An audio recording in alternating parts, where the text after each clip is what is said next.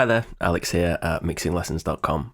In this video, I'm going to show you 5 plugins that you can download for free, which you can use in combination with one another to master your music. So if you are just getting into mastering and you want to start to experiment with mastering, but you're maybe not at a point where you want to purchase something like Ozone or any of the other plugins which are specifically designed for mastering your music, or you're not ready to invest in a series of different plugins to use for mastering, like a specific mastering EQ or a mastering limiter and so on, then these are 5 plugins that you can use to get really great results, which will allow you to start to master your songs. So the first plugin that I would recommend is the Ozone 11 equalizer. So obviously I just mentioned the Ozone plugin. Ozone is a plugin specifically designed for mastering your music, and you can download just the EQ module of that plugin completely free. And I'll leave links to all of these different plugins in the description of this video for you to go and download them for yourself.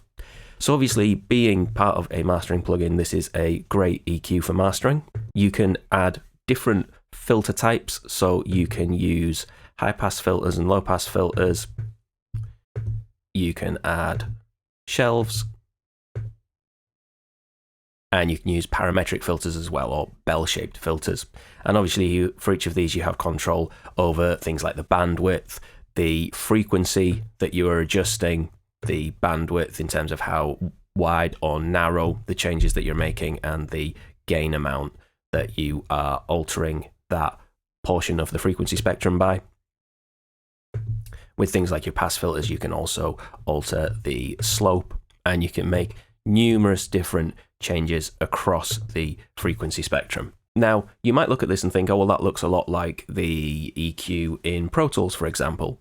And you'd be right, and you could certainly use something like that. The advantage to using this, however, is that you can do things that are a little bit more specific to mastering. So you can apply these changes to the entire stereo spectrum of your song that you're mastering, but you could also apply these changes either simply to the middle of your mix or to the side of your mix. So let's say that we had all of that going on in the middle of your mix. I wouldn't probably suggest that that's something you should try and recreate, but you could make a specific change to the center of the mix, and then you could make a different change to the sides of your mix. And that's something that you might sometimes do in mastering. You might treat the center of the mix and the sides differently. Something else you could do is you could also make changes just to the left or the right of the mix. So once again, from time to time, you might want to make a specific change to the left side and then a different change to the right side. So you could have all of that going on the left and then all of that going on the right if you wanted to. Now, something I will just say is that quite often when you look at plugins, and this is particularly the case with mastering plugins, I think, you might see lots of options like the ability to EQ the left different to the right, or the ability to EQ the sides of the mix differently to the center of the mix. And that can sometimes lead you to think, oh, well, that must be an important part of mastering. I should be making very different EQ changes on each side of the mix. Actually, in reality, that might be a tool that you might use really very rarely. Just because something is part of a plugin doesn't necessarily mean that it's something that you should be using all the time. So I just want to mention that there will be many, many instances where that won't be necessary. But in mastering, it's a tool that's there if you need it. So I think it's just important to mention that. If you master something and you don't EQ things differently on the left and the right, for example, then don't feel that you're not doing enough or that you're not mastering correctly. As I say, there are tools that are there if you need them, but that doesn't necessarily mean that every mix or every master that you do should involve that kind of processing. Okay, so that's a great EQ.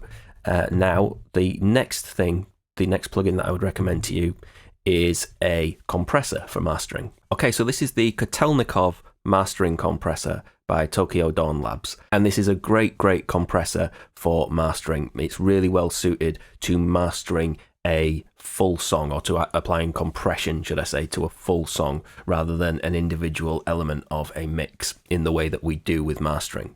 So it has all of the usual elements of a compressor that you would expect. You can set your threshold, you have control over the ratio, your attack time as well. Something that's really useful is you can soften the knee on this compressor. So what that does is it will mean that compression starts to be applied at a lower ratio as your signal approaches the threshold.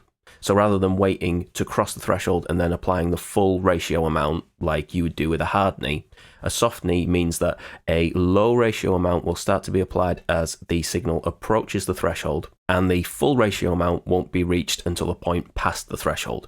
That's really useful when you are applying compression to a full song in the way that we do in mastering. It also has this peak crest option. So that means that basically there are two detection circuits in this compressor. So you can use the compressor either as a peak compressor. So when you do that, if you use it just as a peak compressor, then it will compress all of the peaks, or you can use it more as an RMS compressor. And so in that instance, it responds to the average signal. So it doesn't compress every peak. It applies compression based on the average level of the signal. Or you can have a balance, you can find a point between the two, which can be really useful. And there's a release control for each of those as well. And so again, you can use those to further tailor the balance between whether you are in peak compression mode or RMS compression mode. And that's really useful. Again, when you're working on a track and maybe you want to glue things together a little bit in the mastering process, you can have the compressor working in a way where some of the time it's working on that average level, but then it's also maybe working on some of the transients as well. And that's really useful for, as I say, kind of gluing tracks together. That's a really nice feature that this compressor has. You can also make the compressor less responsive to low-end frequencies. So compressors will generally respond more or be triggered more by what's going on in the low end of a mix. And so it's very useful to be able to tell the compressor basically don't respond to anything below a certain point, anything that's going on a bit lower down. Again, that can give you a lot more control over the compression that you're applying. So you have that option over there. So this is a really, really good compressor for applying compression to an entire song. Now you might say, well, why not a multiband compressor?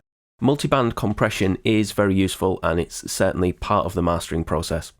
But I'm going to make the assumption that you are maybe a little bit earlier on in your mastering journey, and I would strongly recommend that you get used to working on a single band compressor like this, where you're applying compression to the entire frequency spectrum at once, albeit you can tailor the low end here, and you have a bit more control than a lot of compressors.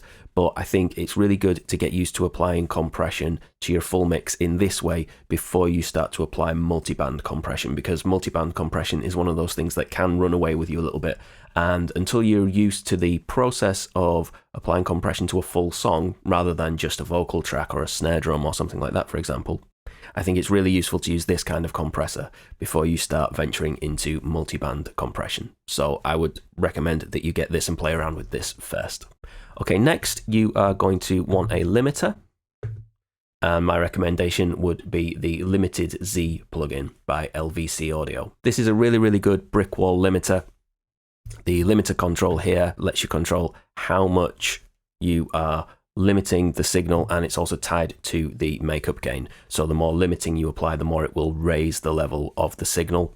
And then here you have control over your ceiling. So you can go to -1. I generally master to -1 decibel true peak in the era of streaming that we're in now. So you can choose that there. You are able to detect for intersample peaks, which is very useful. And this has different modes or different algorithms. And so each of these will have different characteristics, if you like, in terms of things like the knee and the release time. But they're very good. They sound quite different, but you can get some really, really great results out of this limiter. And so those three plugins in combination with one another will allow you to apply EQ and compression and limiting to your signal or to your song that you're mastering.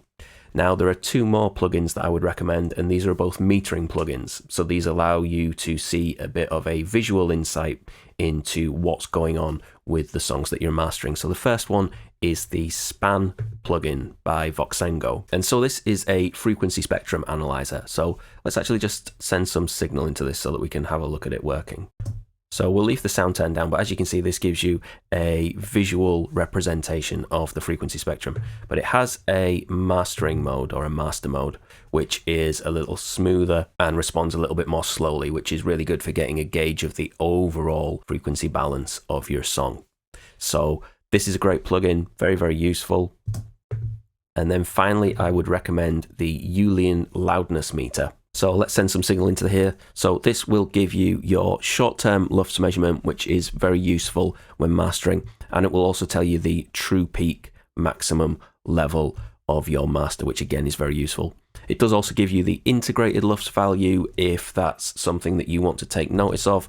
A lot of people believe that you should master to -14 LUFS, and when they say that, they're referring to the integrated level. I disagree. I don't think you should be aiming for any integrated level, and I've made a video on that in the past, which I will leave a link to up there somewhere.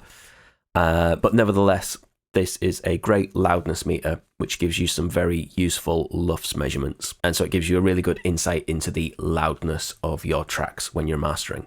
So those are 5 plugins, which are all completely free.